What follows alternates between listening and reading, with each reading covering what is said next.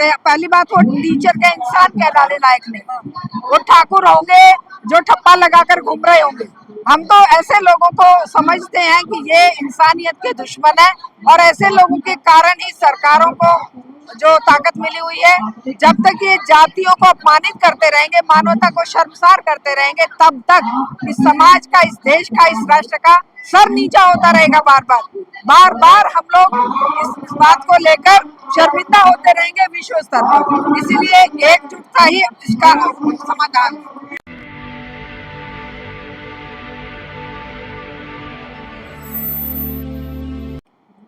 नमस्कार, मैं आदर्श कुमार और आप देख रहे हैं मेरा यूट्यूब चैनल।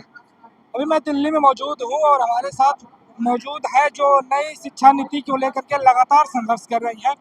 बंगलौर से लेकर के दिल्ली तक लगातार सड़क से लेकर के संसद तक आवाज़ उठाने की कोशिश कर रही हैं, आवाज़ उठा रही हैं।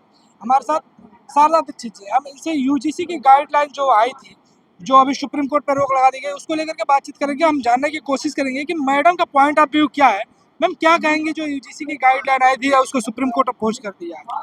देखिए, यूजीसी की गाइडलाइन जो आई थी वो लंबे 2012 के जो गाइडलाइन थी, 2012 के जो कानून थे उन्हीं को सख्ती से लागू करने के लिए एक गाइडलाइन आई थी, जो कि एक बनता है हर एक बच्चे का हक अधिकार कि उसके साथ ज्यादती ना हो, उसे भी सम्मान पूर्वक पढ़ाई करने का, जीने का हक है। लेकिन अगर शिक्षा संस्थानों में छात्रों के साथ दुर्व्यवहार होता है तो उस दुर्व्यवहार पर रोक लगाने के लिए गाइडलाइन आई थी। ये कोई बहुत अजूबा नहीं था, लेकिन ये जिस तरह का समाज इस व्यवस्था ने बना दिया है कि यहाँ पर इंसान को इंसान ना समझ के जाति और धर्म से जोड़कर देखा जाता है, जिसका कि हम पुरजोर विरोध करते हैं।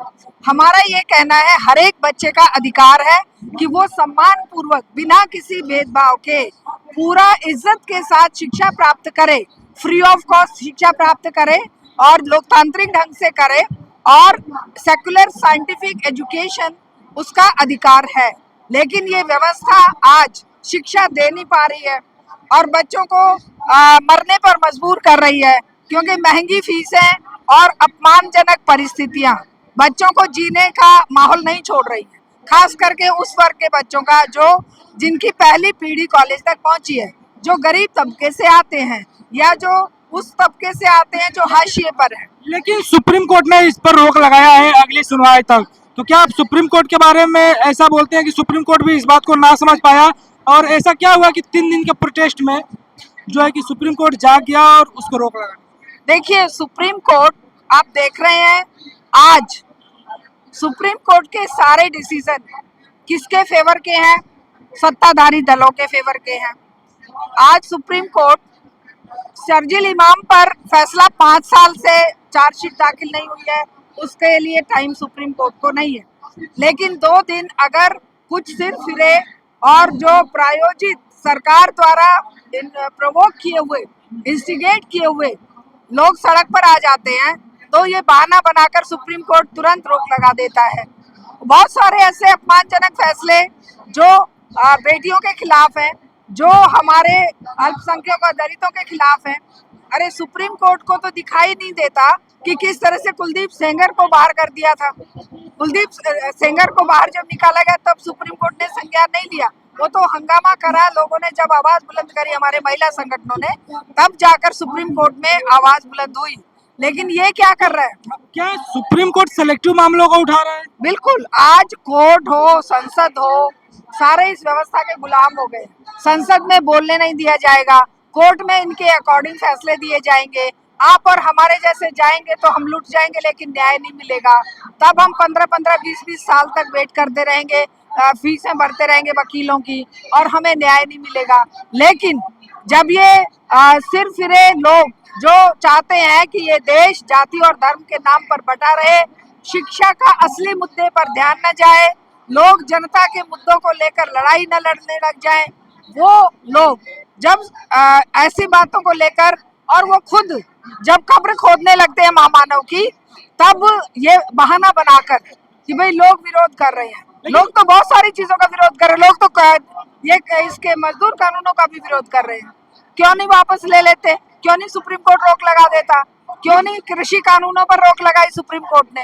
लेकिन उनमें सुप्रीम कोर्ट ने जो कंसर्न जताया कि जो एक उच्च जाति के लोग हैं अगर उनके ऊपर शोषण का एक जरिया बन जाएगा, इसमें लेकर के उन्होंने कंसर्न। जाति उच्च हो चाहे नीच हो, चाहे इनके हिसाब से होगा, लेकिन मानव मात्र किसी जाति में बटा हुआ नहीं है, किसी धर्म में बटा हुआ नहीं है। मानव मात्र का हक है कि उसको न्याय मिले, और वो सुप्रीम कोर्ट और ये सब किस बात के लिए बने हुए हैं भाई? ये क्या जाति के आधारित न्याय देने के लिए बने हैं? ये तो प्रूव कर रहे हैं कि जब वो मुट्ठी भर लोग सरकार के इंस्टिकेट किए हुए सड़कों पे उतरेंगे तो तुरंत रोक लग जाएगी, लेकिन जब आम जनता मजदूर किसान सड़कों पर उतरे, सालों साल 13 महीने किसान बैठा रहा, मजदूरों के कानून अब जो 12 घंटे का कानून बना दिया काम का और उनके सारे हक अधिकार खत्म कर दिए, उन पर आवाज ना उठे। इसलिए ऐसे ऐसे काम, ऐसे ऐसी चीजें सरकार उठाती रहेगी, लेकिन इस व्यवस्था को उखाड़ कर फेंकने का एकमात्र रास्ता है एकजुटता के साथ एकजुट होकर आंदोलन लड़ा जाए। जाति और धर्म के नाम पर आंदोलन लड़ने वाले लोगों को ये समझ लेना चाहिए कि ये सरकार प्रायोजित करके तुम्हें लड़ा रही है। एक वीडियो सोशल मीडिया में बहुत तेजी से वायरल हो रहा है जिसमें एक ठाकुर साहब है, बोल रहे हैं कि मैं ठाकुर हूँ और चप्पल को कभी सर पे नहीं रख सकते हैं, जातिगत नजरिए से देख रहे थे। और टीचर थे वो क्या बोल रहे हैं? चप्पल को कभी हम सर पे नहीं रख सकते हैं। अच्छा देखिए, चप्पल को सर पे नहीं रखना। ये जो लोग है ना, ये जिस तरह की बात करते हैं, पहली बात वो टीचर का इंसान कहलाने लायक नहीं, वो ठाकुर होंगे जो ठप्पा लगाकर घूम रहे होंगे।